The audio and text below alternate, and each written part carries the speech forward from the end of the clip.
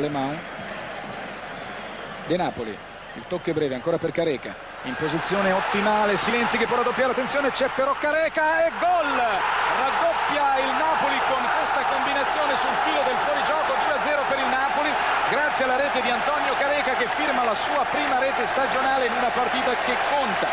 Silenzi e Careca sta diventando veramente la coppia più forte, per il momento la coppia estiva più forte. È la coppia estiva, ma è anche questa mancanza per adesso credo di mentalità da parte della Juventus in questa impostazione a zona, quando gli attaccanti tagliano in diagonale non sono più seguiti. Tra l'altro nel primo replay mi è parso anche in posizione abbastanza regolare, non è questa sicuramente l'inquadratura migliore, ma certamente colpevole in questa mancanza di punti di riferimento.